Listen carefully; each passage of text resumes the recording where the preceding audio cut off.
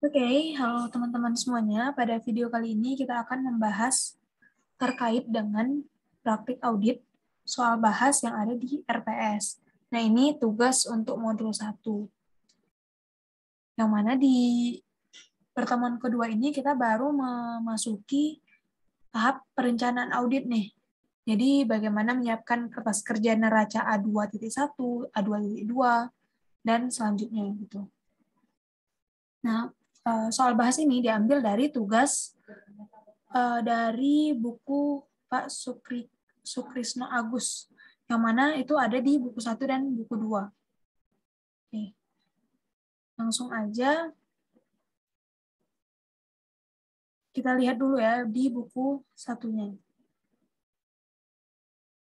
Nah, di buku 1 ini, jadi kita ngelihat itu di bagian 1, bagian 2, dan juga bagian 4. Kita akan audit PT Sugus. Nih, PT Sugus. Ya kan? Nah, nanti kalau nggak salah itu sampai pertemuan selanjutnya yang akan kita audit ini PT Sugus terus itu. Cuman beda-beda modul aja. Misal nanti di pertemuan selanjutnya itu ada yang kita bahas terkait dengan utang piutang kayak gitu. Oke, nah ini harus kita baca dulu gitu kan. Nah, intinya tuh sebenarnya nanti kita membuat kertas kerjanya gitu terkait dengan perencanaan audit. Nah, ini udah disediain data juga, disajiin data terkait dengan laporan keuangan PT Sugus, baik 2018 maupun 2017. Nah, 2017 ini yang udah audited, alias udah diaudit gitu kan. Nah, yang sekarang yang mau kita audit itu adalah yang tahun 2018-nya.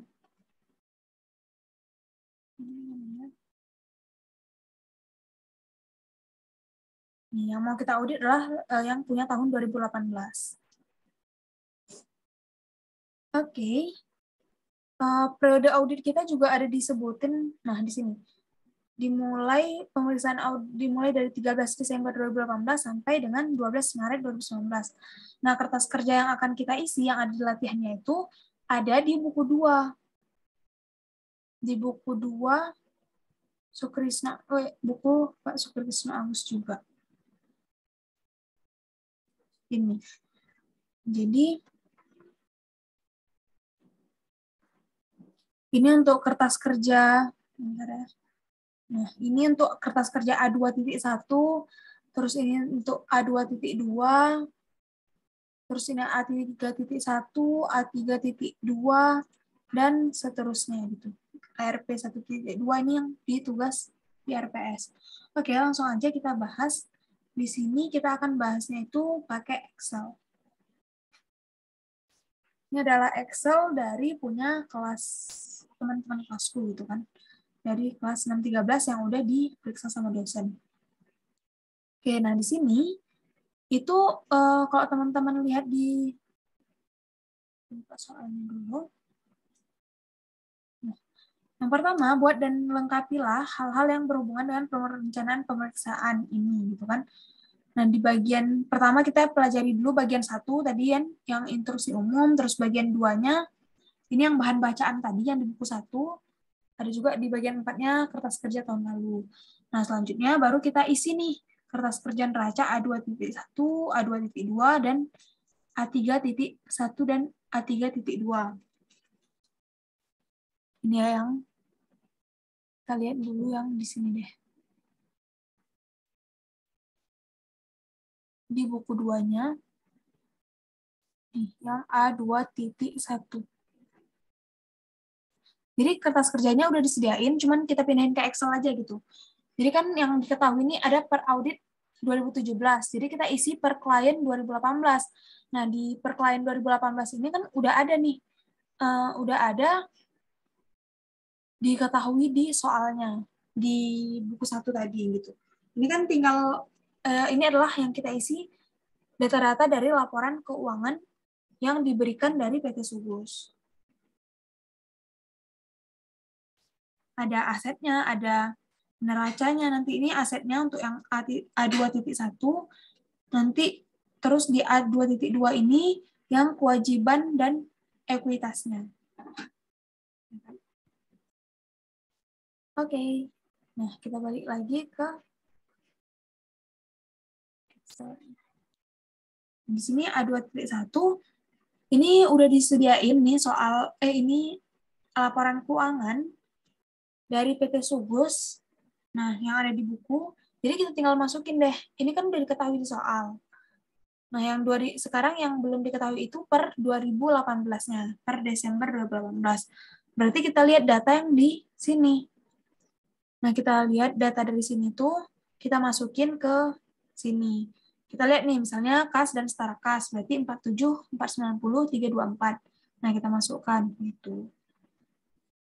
Ini tinggal mindah-mindahin aja gitu. Untuk yang bagian ini itu belum kita isi gitu, karena ini masih perencanaan auditnya. Selanjutnya jangan lupa juga kita jumlahin lah ya kan, misalnya aset tetap ini apa sih, aset tetap ini harga perolehannya berapa, terus akumulasi penyusutannya berapa. Kita kalau misalnya harga perolehan itu kan kalau misalnya mau dapatin nilai buku berarti harga perolehan dikurang akumulasi, dapatlah segini. Kita cari juga gitu. Jangan langsung dicatat yang total-totalnya. Biar kita bisa tahu juga nih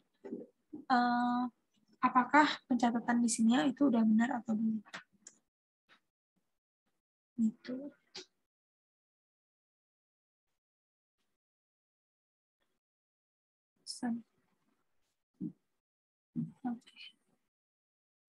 Nah, selanjutnya, ini udah selesai gini aja.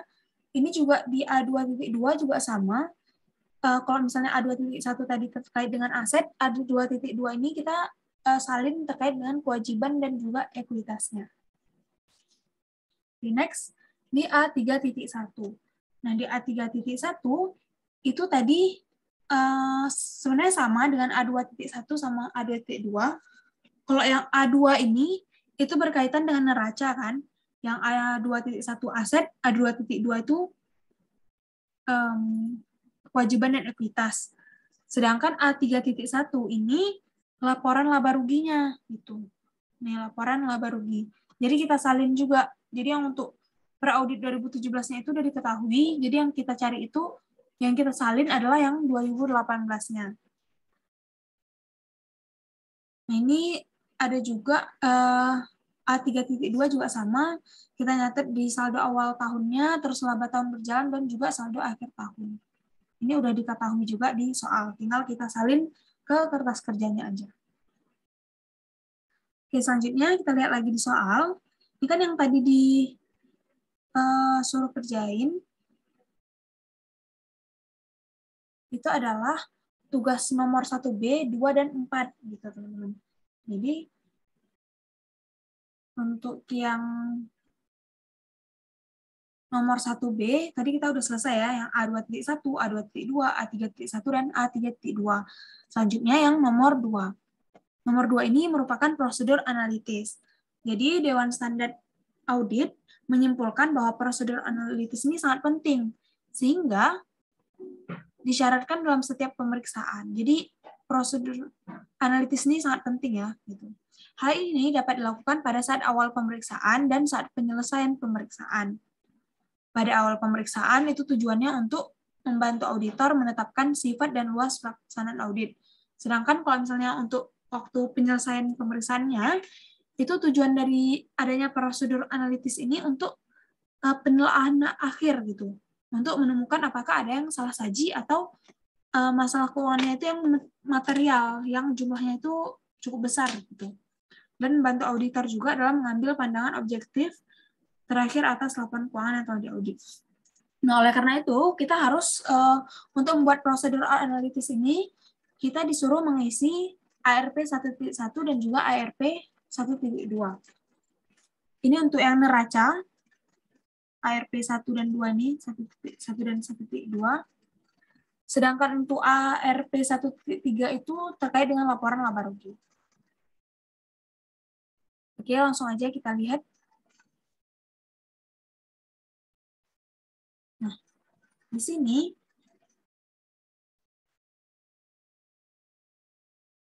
itu terkait dengan prosedur analitis, sebenarnya kita bisa memakai kalau misalnya kita lihat dari yang disediain di soal dulu ya.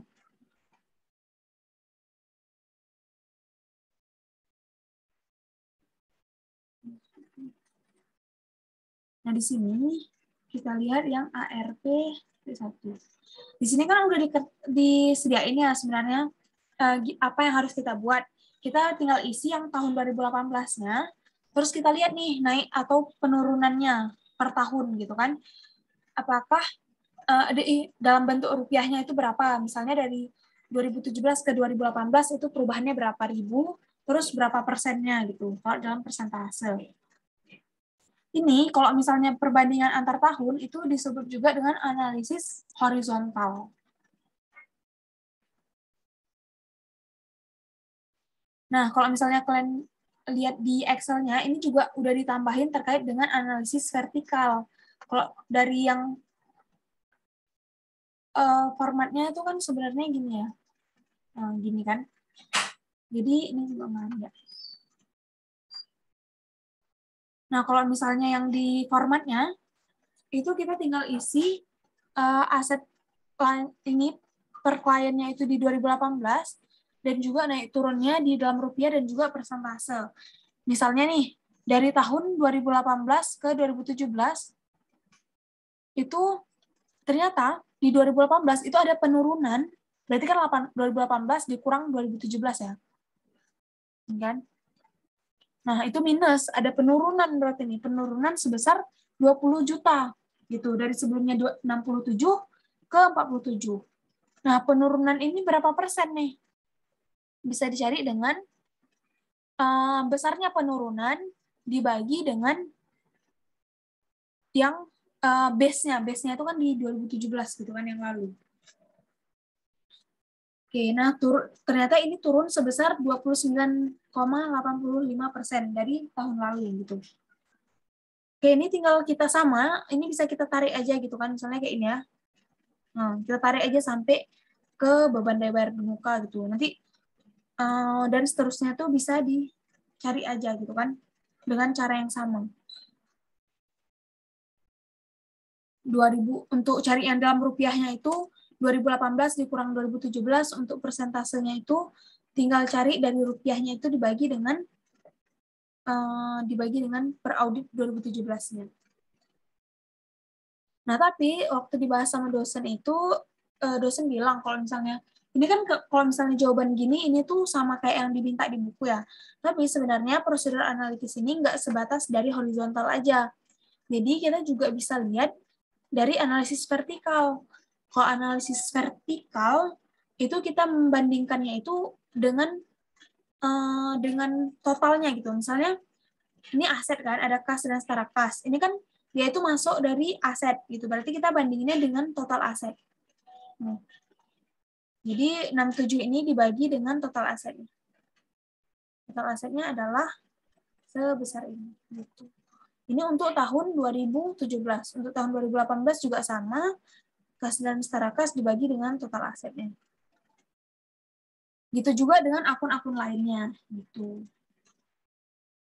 Nah, selanjutnya untuk di ARP 1.2 itu sama nih, masih sama, tapi dia kewajiban dan ekuitas gitu. Jadi kita catat dulu per kliennya berapa, naik turunnya di dalam rupiah berapa, dan dalam persentase itu berapa. Ini kan kalau misalnya perbandingan antar tahun gini, itu namanya tadi horizontal. Nah, kalau misalnya mau dibuat vertikalnya, juga bisa tadi.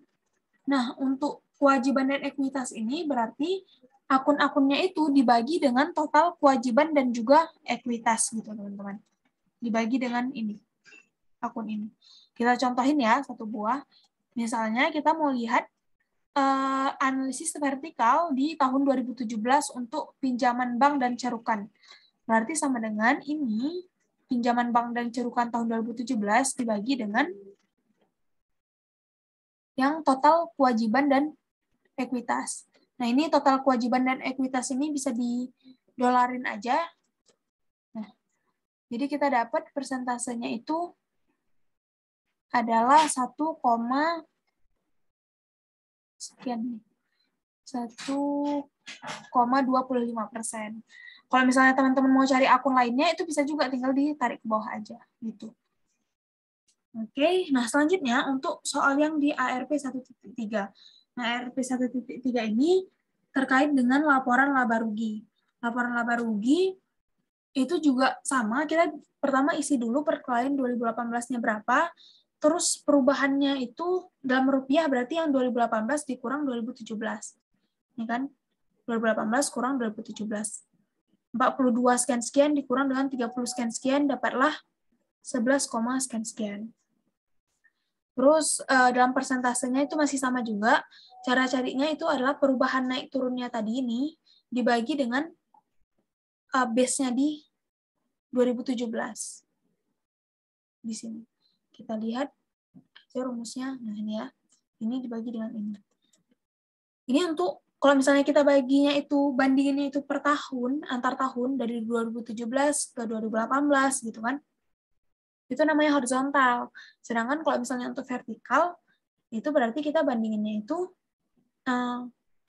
terkait dengan suatu akun tertentu dengan akun yang signifikan di situ lah. Misalnya kayak kalau tadi bagian aset itu dengan total aset, gitu kan. Kalau misalnya di laporan laba rugi, itu semua akunnya itu dibagi dengan total sales. Misalnya di 2017 berarti ini dibagi dengan, ini kan penjualannya itu ini sales ya. Berarti sales dibagi dengan sales juga, jadinya 100%. Terus COGS nih, beban pokok penjualan itu berarti yang di tahun 2017, 24, sekian dibagi dengan 30, berarti dapatlah sekian. Gitu. Nah, langkah lebih baiknya sebenarnya kertas kerja ini didukung juga dengan analisis deskriptif gitu. Jadi ada penjelasannya. Ternyata misalnya apa sih? Misalnya COGS-nya itu di tahun 2018 itu menurun dari awalnya 81,26 menjadi 78 gitu kan. Terus nanti di akhir itu kita buat kesimpulannya itu lebih bagus lagi gitu. Oke, mungkin sekian dulu dari pembahasan nomor 1 dan 2 terkait dengan latihan dari buku modul 1. Sekian dan terima kasih.